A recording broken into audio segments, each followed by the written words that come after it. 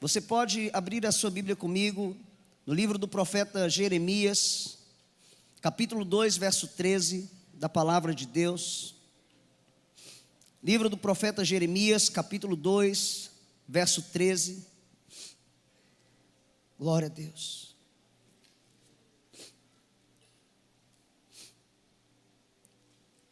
O texto diz assim: porque dois males cometeu o meu povo a mim me deixaram o manancial de águas vivas, e cavaram para si cisternas rotas, que não retêm as águas. Vou ler novamente, para que você possa gravar isso. Porque dois males cometeu o meu povo contra mim. A mim me deixaram um manancial de águas vivas, e cavaram para si cisternas rotas, que não retêm as águas. Pai, no nome de Jesus, nós cremos na Tua palavra, no poder transformador que a Tua palavra carrega. Senhor, nós cremos que ela é a verdade, e tudo que nós precisamos está nela, Senhor, para nos ensinar, para nos exortar, Senhor, para nos disciplinar de acordo com o Teu coração e a Tua vontade. Por isso, Espírito Santo, eu te peço agora apenas um toque do Teu Espírito em nós. Tudo o que precisamos essa noite é apenas de um toque. Fala aos nossos corações, Senhor. Que a Tua palavra seja viva, Senhor, e eficaz como ela sempre é. E que possamos ser completamente alimentados, fortalecidos, em nome do Senhor Jesus. Nós precisamos, Senhor. Nós precisamos mais de Ti, Senhor. Mais de Ti, Senhor. Mais de Ti, Senhor. Precisamos mais de Ti, Senhor. Santo dos santos, a fumaça me esconde, só Teus olhos me veem. Debaixo de Tuas asas é meu abrigo, meu lugar secreto. Só Tua graça me basta, e Tua presença é meu prazer. No santo dos santos, a fumaça me esconde, só Teus olhos me veem. Debaixo de Suas asas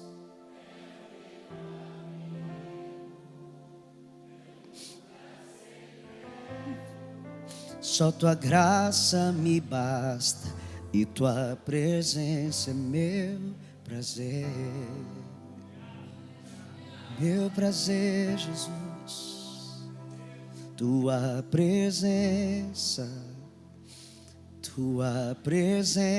é meu prazer.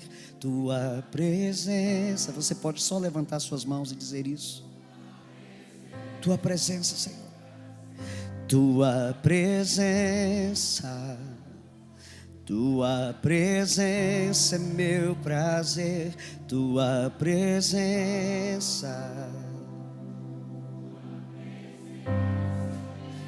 No santo dos santos, a fumaça me esconde, só Teus olhos me veem.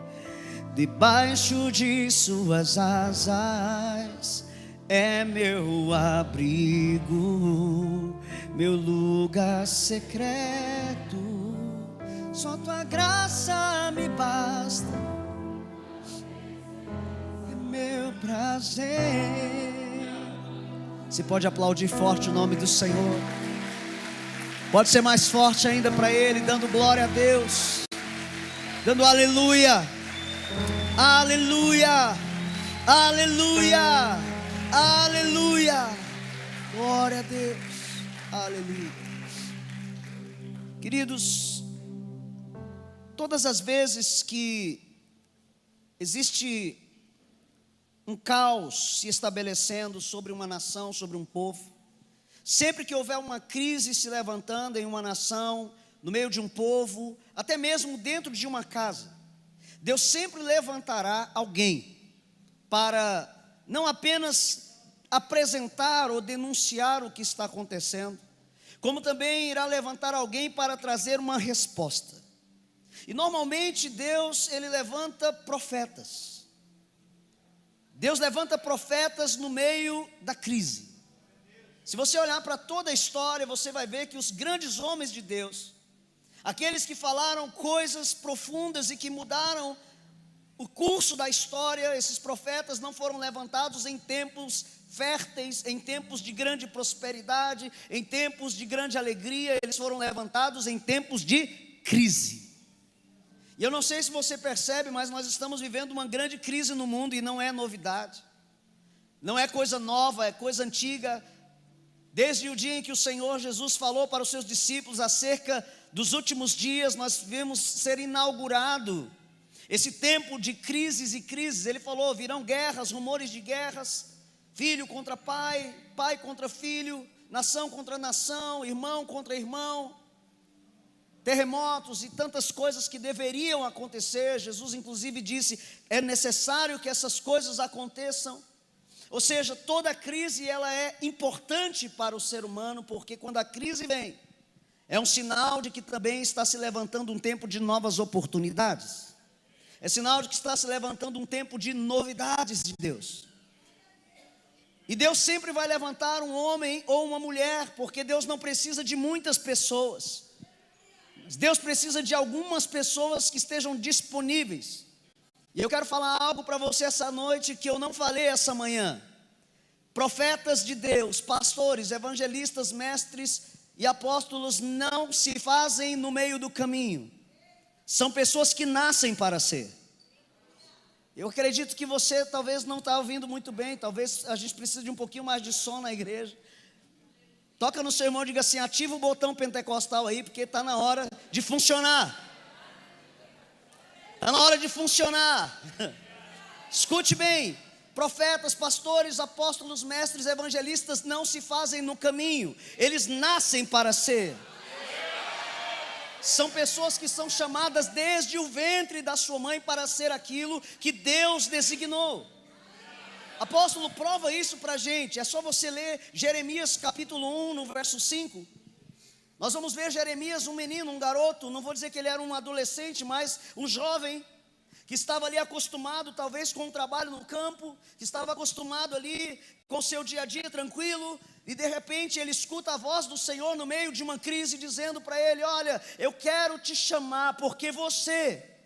As palavras vêm a Jeremias no capítulo 1 e diz o seguinte: eu quero chamar você, você foi escolhido para ser profeta em Jerusalém, para levar uma palavra para os moradores de Jerusalém, aqueles que foram levados ao exílio.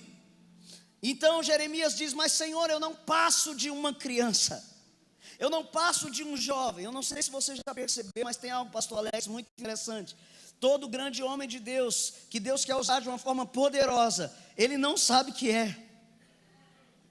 E normalmente quando ele é chamado, ele olha para a sua vida e diz: isso é impossível, Deus deve estar enganado comigo. Deus se enganou, porque eu sou o pior da minha casa. Sabe, eu quero contar algo para você muito importante. Às vezes você está orando por alguém da sua família e você diz: Deus, não é possível que o Senhor não vai salvar aquela pessoa da minha família. Não é possível que o Senhor não vai salvar aquele meu primo, aquele meu tio, aquele parente. Deixa eu te falar, Ele salvou o pior primeiro. Não, você não entendeu não. Não, Clisma, eles não entenderam. Acho que você está triste aí, ó. Vamos lá, presta atenção. Deus salvou o mais difícil. Deus trouxe primeiro o mais difícil. Olha para você, o mais improvável da casa, aquela pessoa que todo mundo dizia: dá pá virada, esse aqui não vai dar nada, esse aqui não vai chegar a lugar nenhum. Aí de repente o Senhor vai, te salva, te transforma, traz para a presença, te liberta. E agora Ele está dizendo assim: você não sabia, mas eu te escolhi para ser um profeta no meio do caos. Levante as suas mãos, se você pode, glorifique ao Senhor por isso. Essa é a melhor notícia que você poderia receber. Porque se Deus salvou você primeiro, é porque talvez fosse o mais difícil. Então os demais vão ser alcançados não pela sua fila de derrotas, mas pelo seu livro de testemunhos. Não se preocupe. A bagunça que o diabo quis fazer na sua vida sempre se tornará uma grande pregação para você. A destruição que o diabo quis fazer na sua história sempre vai revelar uma chave de transformação para outras pessoas. É incrível como a nossa bagunça atrai outras pessoas que estão com a bagunça igual. Você já prestou atenção nisso? Alguém vai te pedir ajuda e você diz: o que você precisa? Não, meu casamento está destruído. Aí você olha: nossa, e o meu também estava assim. Olha, ora por mim, porque tem uma situação assim muito difícil na minha casa. Você vai: qual é a situação? A pessoa conta os detalhes. Oh, meu Deus, eu vivi algo assim. Porque nós nos tornamos ímãs daquilo que nós vencemos, que nós rompemos. Não sei se você pode, mas anote aí. Não temos autoridade sobre o que vivemos, temos autoridade sobre o que vencemos. Você vence, então você recebe uma autoridade naquele lugar, naquela área. Isso é tão poderoso. Então você vai ver que todo homem de Deus aqui nas escrituras, Moisés, todos eles, quando ouviram a voz do Senhor, eles disseram de alguma forma: quem sou eu, Senhor? O outro disse: eu não posso, eu sou jovem. O outro disse: ai de mim. Você vai vendo homens de Deus que olhavam para si mesmos e não se viam competentes, capazes de fazer aquilo que Deus iria fazer. E isso é tão bom, porque se você não se sente capaz, se você não se sente competente, é exatamente por isso que Deus te escolheu, porque a capacidade é Ele que dá, a competência é Ele que dá, o poder é Ele que libera, a unção é Ele que libera, para que nunca você diga: fui eu que fiz. Para que todas as vezes você renda glórias ao Senhor. Então você vai ver Jeremias ouvindo um chamado de Deus para ir pregar àqueles que estavam exilados na Babilônia, aqueles que estavam sofrendo. Então Deus diz para ele, mas Senhor, eu sou muito jovem para isso. E Deus diz assim, no verso 5, não digas que você é um menino, não passa de um menino, não digas isso. Porque todos a quem eu enviar, no verso 7, perdão, todos a quem eu enviar você irá, e tudo que eu lhe ordenar você falará. Não tenha medo de ninguém, porque eu estou com você para livrá-lo, diz o Senhor. Mas antes disso, no verso 5, ele vai dizer o seguinte: antes que eu te formasse no ventre da sua mãe. Você está comigo aqui? Quem está comigo aqui no botão pentecostal ligado? Presta atenção, ele diz: antes mesmo que eu te formasse no ventre materno, eu te conheci. Você consegue entender isso? Ele não te conheceu porque você entrou nas portas da igreja. Ele não te conheceu porque um dia você levantou a mão e disse que queria entregar a vida a Jesus. Ele não te conheceu porque você foi chamado a primeira vez para um grupo de crescimento, uma célula. Não, ele diz para você e para mim: eu conheci você quando eu ainda estava te formando. Antes de te formar, eu já te conheci. E antes que você saísse da madre, ou seja, nascesse, eu te consagrei. Não apenas te consagrei, mas eu te santifiquei e te designei profeta às nações. Então diga aí para o seu irmão: Jeremias já era profeta e não sabia. Pergunta para ele: o que você é?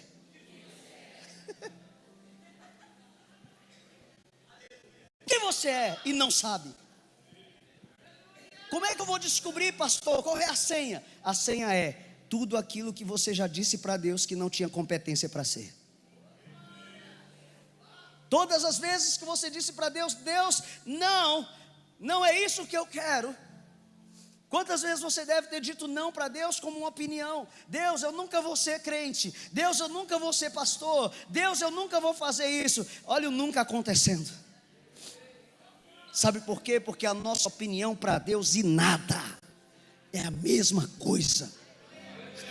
Ele acolhe, ele recebe, ele diz: uau, que opinião bacana, que ideia linda, eu te entendo. Mas deixa eu te falar uma coisa: sou eu que sei, os planos que eu tenho a seu respeito são planos de bem, não de mal, para dar para você o final que você deseja.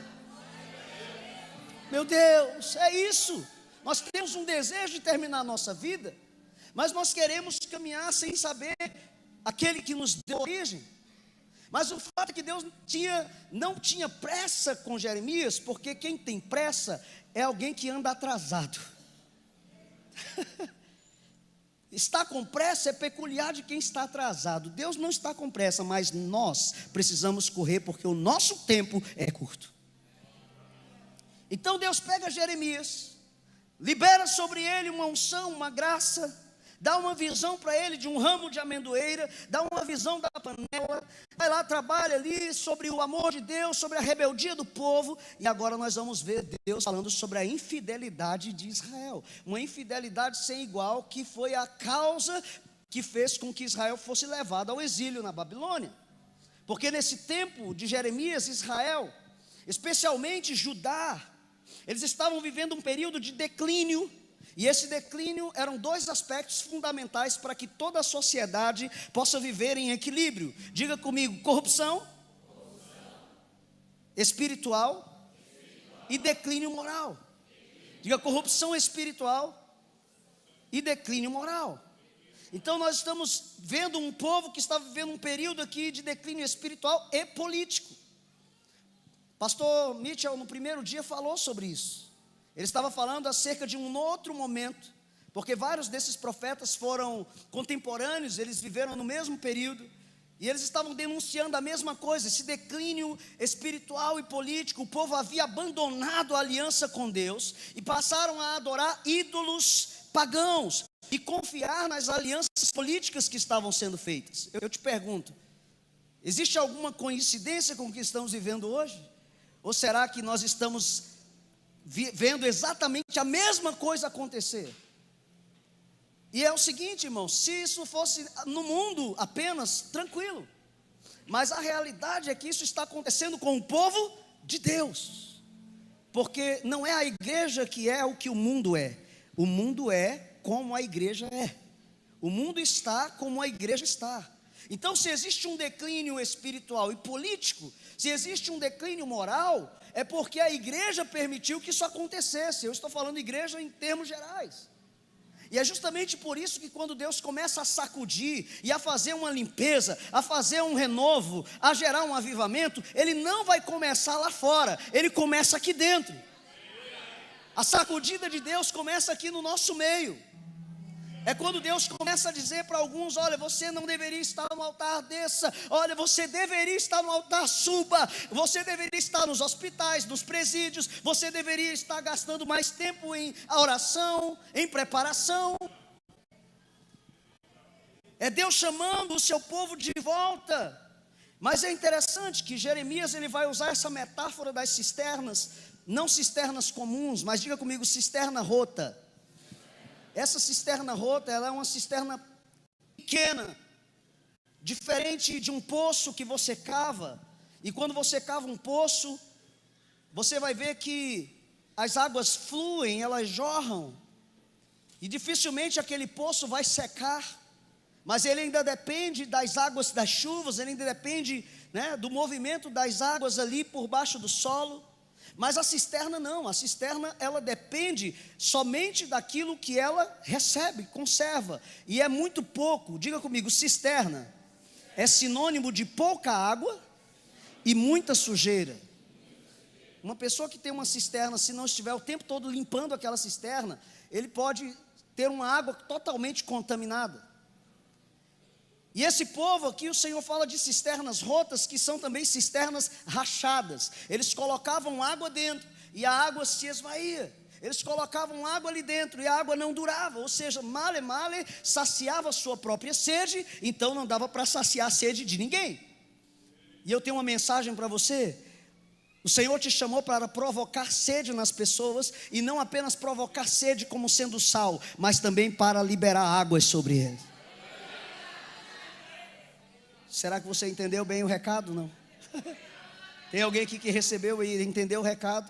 O Senhor não apenas quer que você provoque sede, mas Ele também quer que você libere águas. Porque as pessoas vão procurar você com sede. Elas vão vir até você, vão vir até a mim com sede, precisando beber algo, uma água viva. E quando elas vierem até nós, será que temos água para dar? Será que conseguiremos saciar a sede dessas pessoas? Então é interessante que essa cisterna, ela é um processo de um recurso frágil, insuficiente, ídolos, alianças humanas. Então o profeta vem e adverte aquele povo dizendo: olha, essa infidelidade de vocês vai resultar em um julgamento, vai resultar em uma sentença que culminará na destruição de Jerusalém e no exílio babilônico. E tudo o que foi profetizado aconteceu porque o povo não mudou o seu coração. Ou seja, não adianta, Clisma, ouvirmos uma palavra que nos confronta, que nos exorta, e nós não mudarmos a nossa conduta. Nós precisamos aprender a ouvir e a verificar quais são as palavras que eu preciso colocar em prática a partir do ouvir.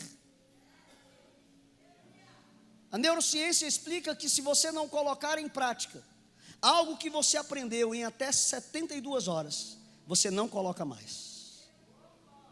Você não coloca mais. Então no domingo você escuta que, olha, você precisa dobrar seus joelhos, criar o hábito da intimidade com Deus, você precisa orar, você precisa ler palavra, você precisa ler um livro, você precisa fazer uma atividade física, você recebe uma série de instruções. Aí chega amanhã, na segunda-feira, você diz: não, mas hoje não. Amanhã eu começo.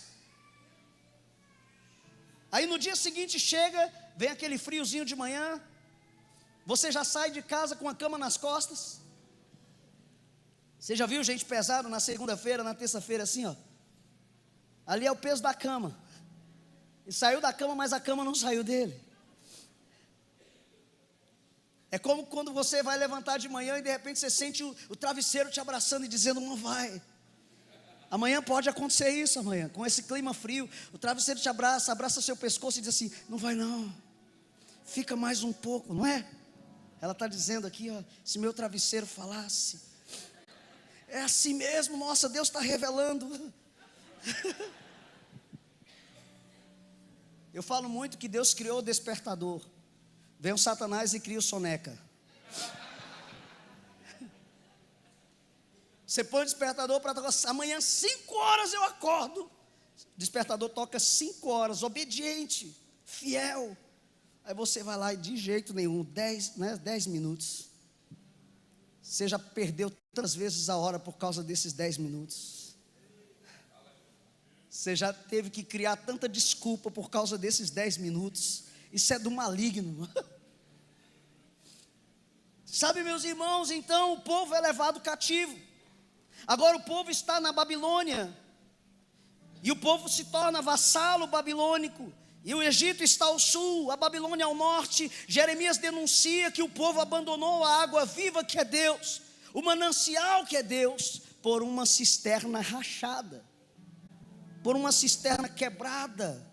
Eu te pergunto essa noite, o que tem sustentado a sua vida espiritual? A fonte verdadeira que é o Senhor, ou soluções temporárias? Vou perguntar de novo: o que tem sustentado a sua vida espiritual?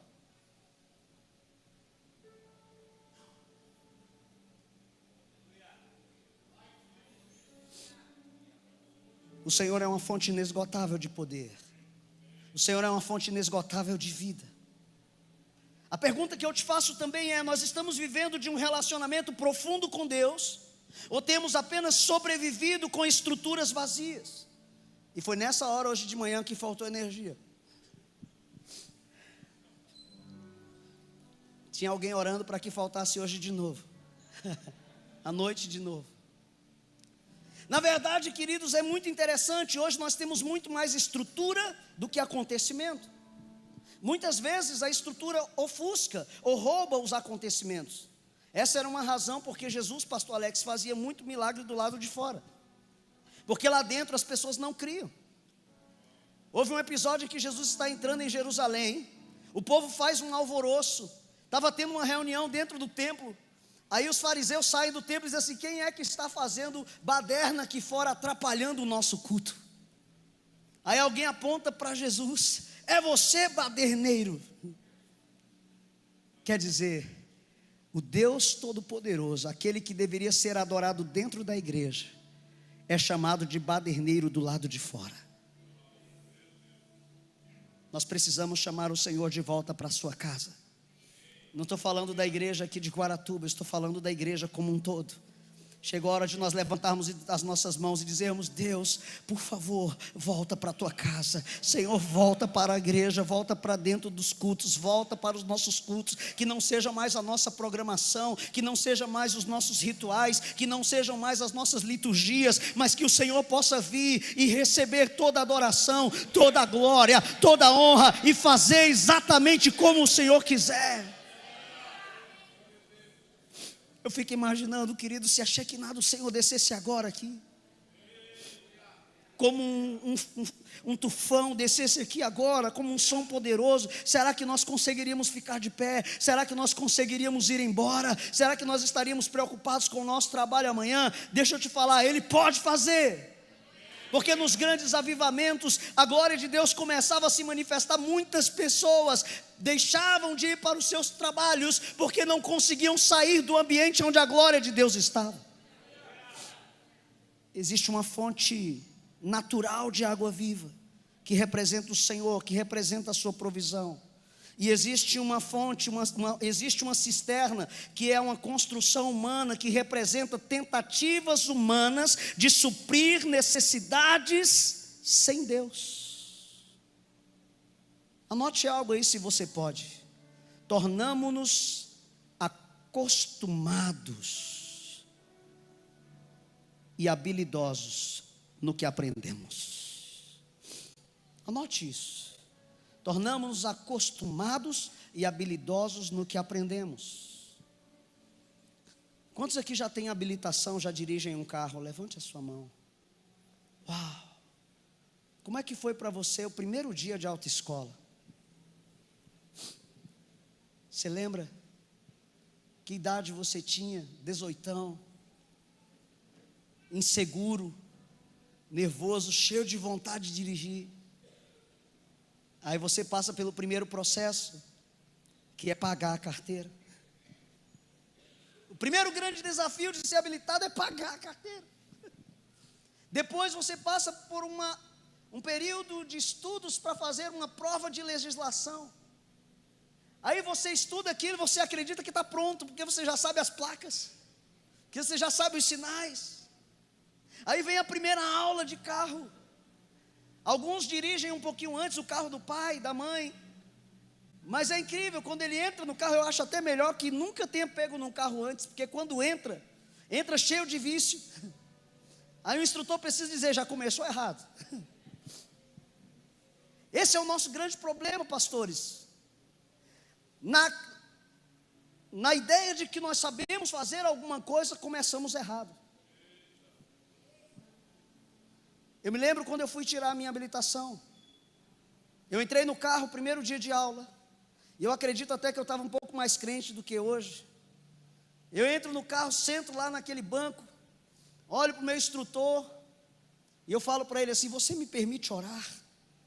E ele falou: meu amigo, eu sou ateu, e você só tem 50 minutos de aula. Se você quiser orar, o problema é seu. Eu falei: mas eu vou orar assim mesmo. Eu sentei lá e eu falei: querido Deus, eterno Pai, Tu que estás assentado em um alto e sublime trono, cercado de anjos, arcanjos, querubins, serafins, surubim, até surubim eu chamei. Toma conta do pneu desse carro, do motor, toma a nossa frente, limpa as estradas, tira os perigos, usa o teu instrutor e tal, usa a minha mão, me dá destreza. Eu comecei a orar, foi tão forte, 15 minutos. Quando eu terminei, o instrutor estava olhando assim para mim assim, ó. Vamos. Aí ele: então vamos lá, ajusta o espelho, põe o cinto, ajusta o banco, os retrovisores estão bons para você, liga a ignição, dá a partida. Ensinou mais ou menos ali, vamos lá, primeiro dia, pedindo ao Senhor: tira o menino da frente, tira os cachorros da frente. Segundo dia de aula, eu entrei no carro de novo, eu falei: posso orar? Você vai orar o mesmo de ontem?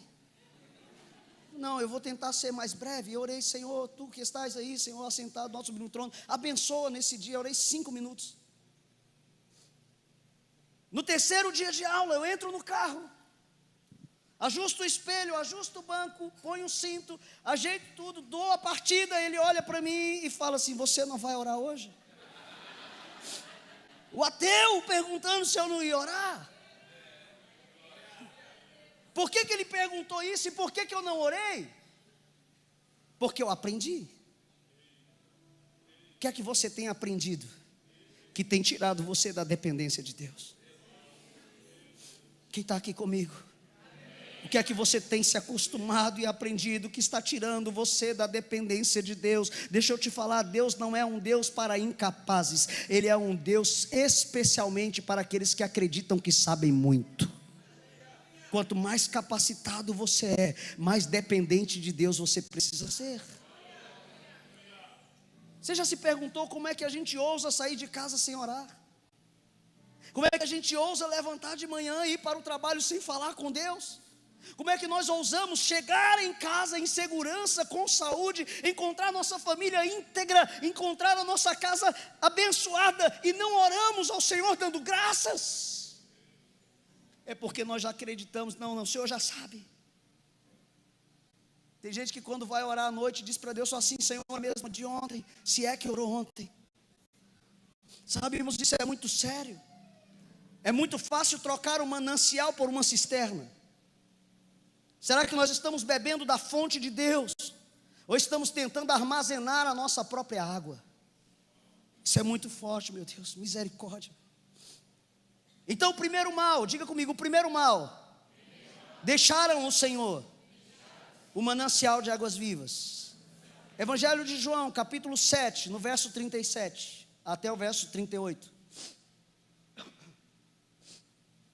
Evangelho de João 7, do 37 ao 38 diz assim: no último dia, o grande dia da festa, levantou-se Jesus e exclamou: se alguém tem sede. Tem alguém aqui? Paz Church de Guaratuba, tem alguém aqui? Se alguém tem sede, venha a mim e beba. Beba. Vamos ler esse aqui juntos? 1, 2, 3. Quem crer em mim, como diz a Escritura, do seu interior fluirão rios de águas vivas. Essa palavra interior, ela vem de uma palavra grega chamada koilia. Essa palavra koilia, ela dá um sentido de algo tão íntimo, de entranhas, que nós podemos traduzir como útero. Então toca no ombro desse ungido, dessa ungida que está perto de você e diga assim: ó, como é que está a sua koilia? Como é que está o seu útero profético? O seu útero espiritual? Ah, mas eu sou homem, homem não tem útero. Tem, está aqui, ó. Sabe por quê? Porque o homem gera, a mulher concebe. Vou repetir, o homem gera, a mulher concebe. Por isso que o homem é o sacerdote da casa. Por isso que o homem é a cabeça da família. Porque o homem tem que chamar a mulher para um lugar onde se gera e onde se concebe. Existe uma coilia que precisa ser curada, uma coilia que precisa ser sarada, uma coilia profética que precisa funcionar. Porque um homem que não é profético é um homem patético. Bem como uma igreja que não é profética é uma igreja patética, não funciona. Somente logística humana, somente um trabalho que qualquer um pode fazer. Mas o texto está dizendo: se você crê em mim, como as escrituras dizem, não é como você quer acreditar, mas é como diz as escrituras, do seu interior, da coilia, fluirão rios. Haverá uma fonte dentro de você que jorra todos os dias, e eu te garanto que é uma fonte inesgotável. Será que tem algum crente aqui que pode levantar suas mãos, dar um grito de glória ao Senhor? Um grito de glória ao Senhor, um grito de glória ao Senhor, porque Ele está limpando a fonte essa noite, Ele está limpando o seu útero essa noite, Ele está limpando o seu interior essa noite, porque brotarão rios. Há uma nascente surgindo dentro de você. Um dia Charles Spurgeon, ele vai dizer algo muito poderoso. Ele diz: ninguém pode progredir na graça se abandona o manancial da graça.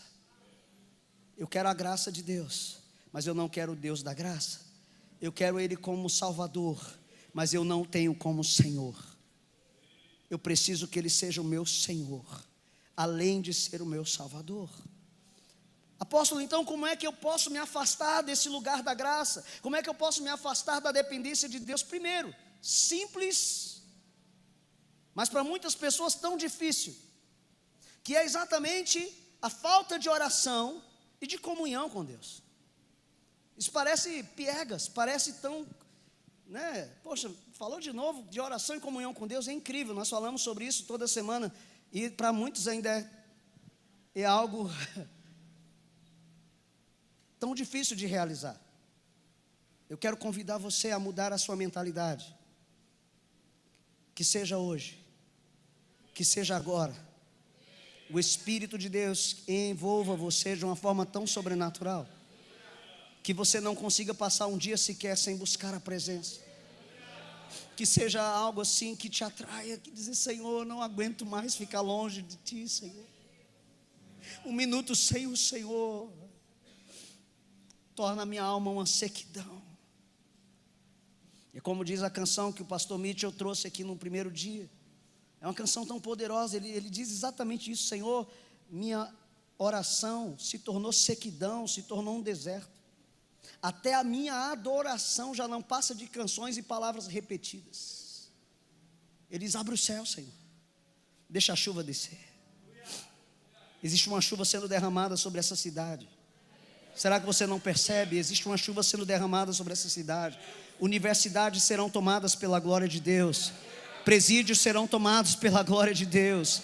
Bocas de fumo que existem vão ser tomadas pela glória de Deus. Lugares onde existe deserto e sequidão serão tomados e encharcados pela presença de Deus. Mas isso vai começar onde? Aqui dentro. É hoje, no seu coração, na sua alma. Uma alma encharcada pela presença. Então, falta de oração, de comunhão com Deus. Priorizar atividades humanas acima da presença de Deus. Diga comigo assim: o que eu penso a maior parte do dia, aonde eu invisto a maior parte dos meus recursos financeiros, aonde eu gasto boa parte da energia do meu corpo, está denunciando qual é a sua prioridade. Isto é, se já não tivesse tornado um Deus na sua vida.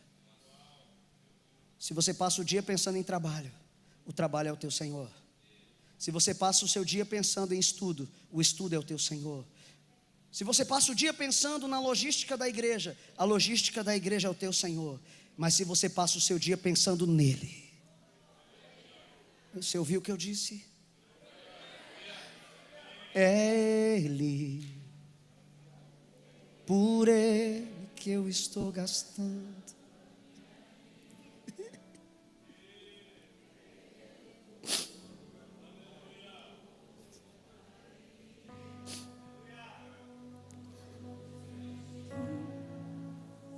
Eu poderia estar em qualquer outro lugar, mas tua glória me atraiu, tua presença me atraiu. Tentei me esconder, com medo de não viver, mas tua glória me atraiu.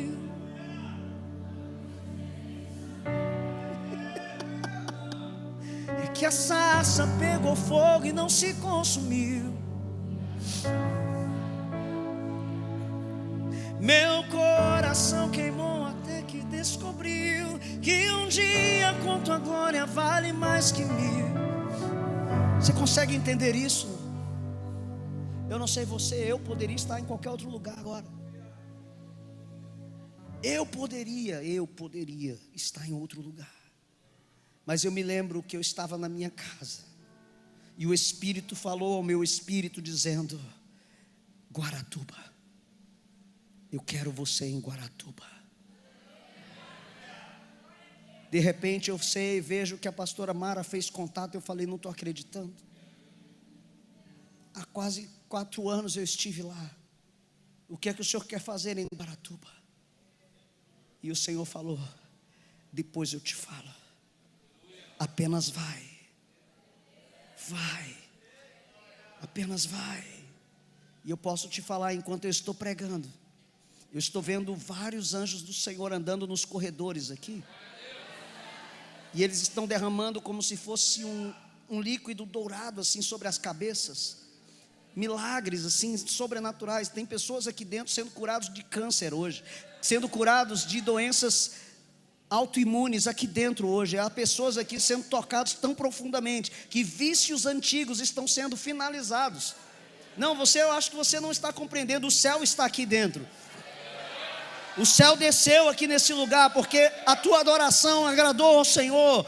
Você poderia estar lá no jogo do Flamengo, você poderia estar em qualquer outro lugar, fazendo qualquer outra coisa, mas o Senhor disse: vai na minha casa, porque eu ainda tenho algo para liberar sobre você. E é hoje, é agora, não será amanhã, nem depois, é agora.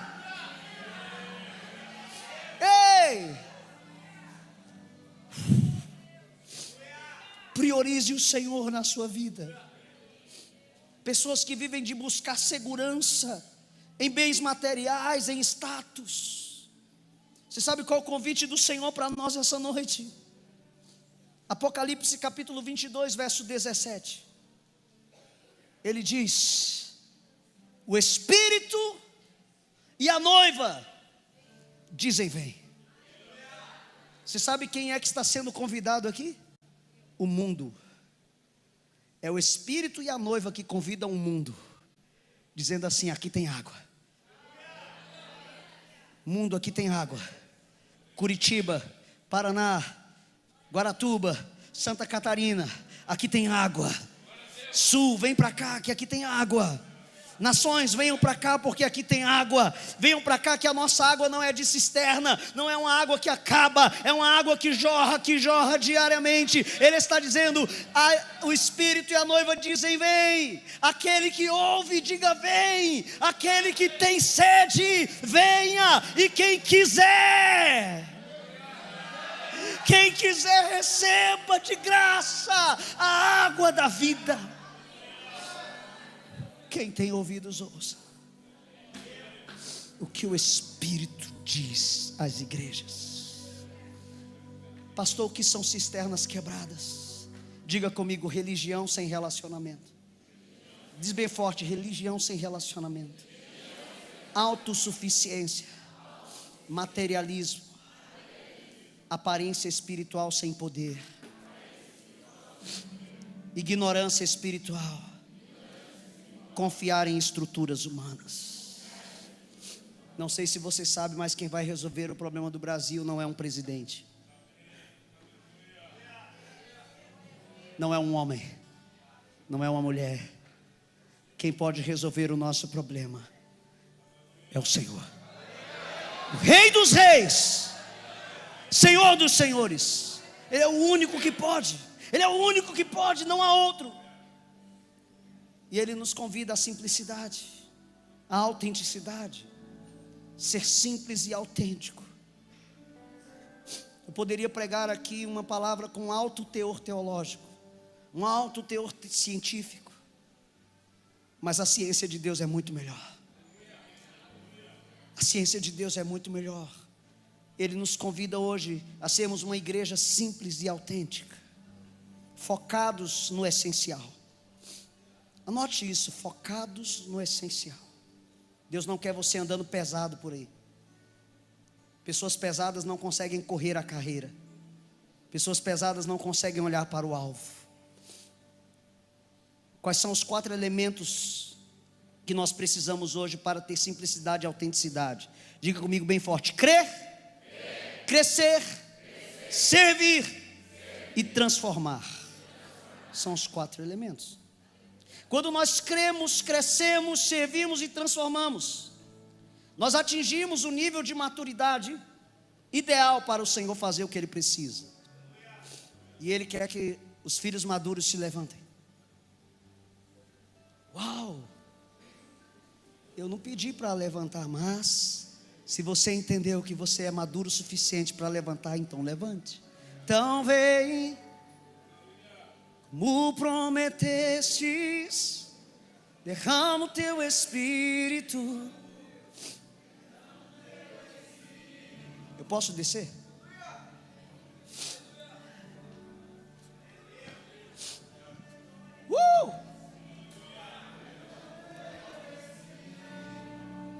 Algo aconteceu em Atos dos Apóstolos.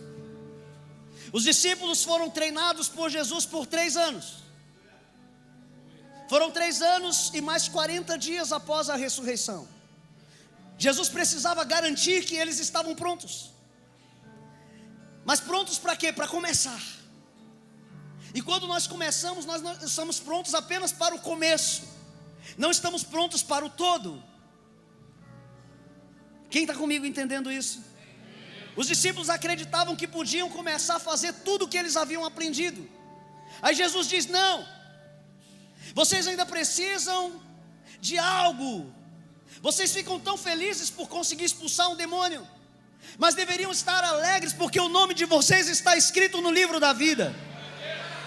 Diga para o seu irmão aí: existe um livro da vida, e o seu nome precisa estar lá. E aí, ele está?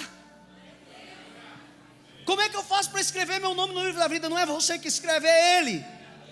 E quando é que Ele escreve? Quando você diz: Senhor, eu quero. Eu não quero mais beber água de uma cisterna. Eu quero beber da fonte. Eu quero beber da fonte.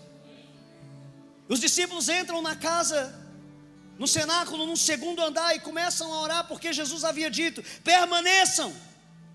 Porque permanecer é uma questão de maturidade. Não se permanece se você não é maduro, porque o imaturo não tem disciplina. E Jesus disse: permaneçam até quando? Até que do alto vocês sejam revestidos do poder. Eu quero só saber se tem alguém que quer ser revestido desse poder hoje. Aí atrás tem alguém que quer ser revestido desse poder hoje? Em casa tem alguém que quer ser revestido desse poder hoje? Porque o mesmo poder, a mesma unção que está aqui, pode ir na sua casa agora. Existe uma promessa de Deus, que no momento em que o Espírito Santo enche os discípulos de Jesus, os apóstolos de Jesus, as pessoas acreditavam que eles estavam bêbados, embriagados. A Bíblia fala que Pedro se levanta. Quem era Pedro? Aquele cara que negou Jesus 3 vezes. Aquele cara que impulsivamente corta a orelha de um soldado. Aquele mesmo cara que na ceia disse: mestre, eu estou pronto para ir contigo até a morte, se necessário for. E é interessante que Pedro, cheio do Espírito Santo, ele se põe de pé e ele diz: varões galileus, isso que vocês estão vendo acontecer agora não se trata de embriaguez como vocês pensam, mas sim, o que está acontecendo é o que foi escrito no livro do profeta Joel, que diz: nos últimos dias, diz o Senhor, que derramarei do meu Espírito sobre toda a carne. Será que você pode dar a mão ao irmão que está ao seu lado aí? Dê a mão, feche os corredores, porque o negócio é sobre toda a carne. Fique tranquilo, eu já terminei. Eu não sei se ele. Levante a mão do seu irmão aos céus. O texto diz: derramarei do meu Espírito sobre toda a carne. E eu quero te dar um recado, se você é pai e mãe de crianças e adolescentes. A profecia diz: vossos filhos e vossas filhas profetizarão. Você entendeu o que vai acontecer, meu irmão? Se eu fosse um pai ou mãe ouvindo isso agora, eu estaria dando brados, porque as crianças e os adolescentes estão se perdendo. Você consegue imaginar filhos, filhas, adolescentes profetizando, falando em outras línguas, profetizando conforme o Espírito Santo liberando sobre eles. E ele não para por aí, ele diz: vossos jovens, vossos jovens terão visões. Se você é jovem ainda, se prepare, porque as visões do Senhor vão começar a acontecer na sua vida. Não há lugar para transtorno mental, não há lugar para droga, não há lugar para ideologia de gênero, não há lugar, porque a sua mente está sendo tomada pela mente de Cristo. E ele diz que não é só para a criança, nem apenas para os jovens, aqueles que têm acima de 45 anos, ele diz: vossos seminovos sonharão sonhos. Eu não vou te chamar de velho, meu irmão. Eu vou dizer que você ainda é novo demais para o que Deus tem para fazer na sua vida. Então, se você crê, levante essa mão aos céus, dá um grito de glória ao Senhor, dá um grito de glória ao Senhor, porque Ele começa essa noite a fazer algo poderoso. Crianças, adolescentes, jovens, velhos. Ei!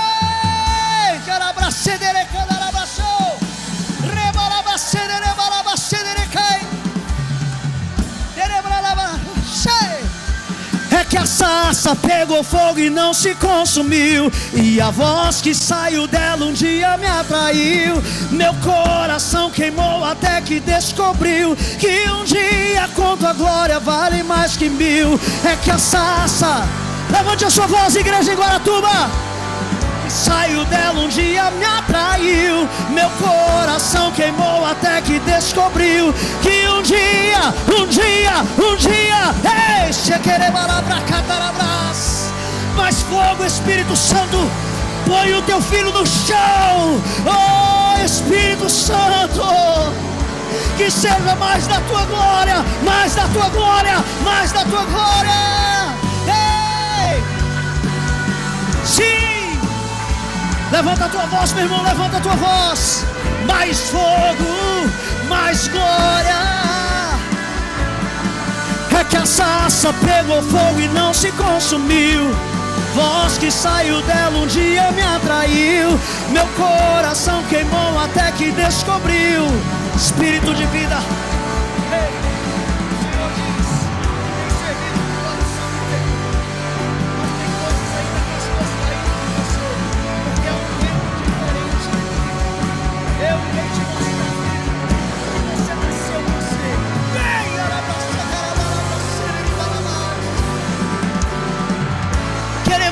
Espírito Santo, queremos mais Espírito Santo, Espírito Santo. É que a sarça pegou fogo e não se consumiu, saiu dela um dia me atraiu. Meu coração queimou até que descobriu que um dia com tua glória vale mais que 1000. Não se consumiu.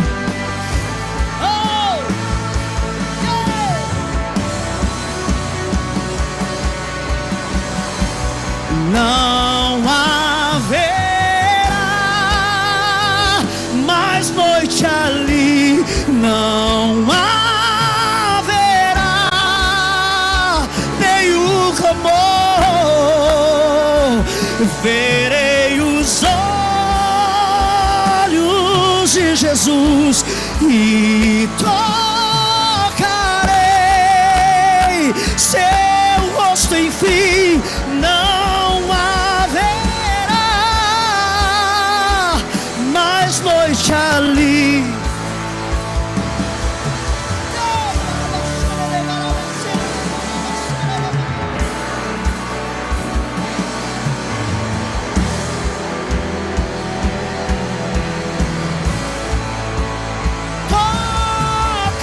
Tocarei seu corpo, enfim.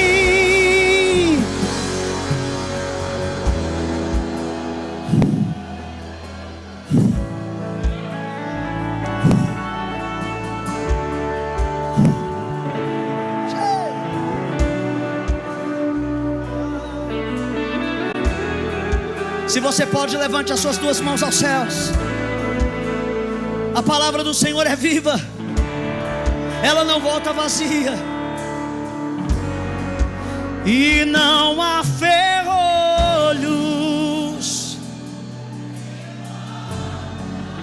mais que se fechem diante da sua voz, e não há doença nem culpa que fique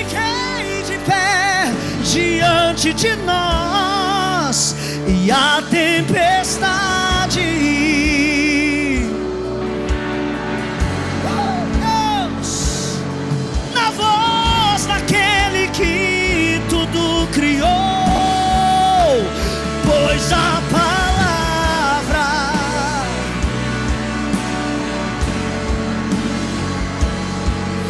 escudo para os que nele crê. Não há e não há ferrolhos.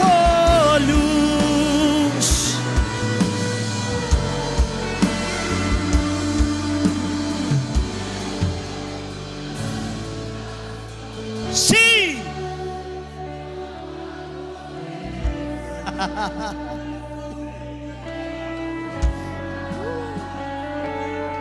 Que fiquei de pé diante de nós e a tempestade se acalma na voz daquele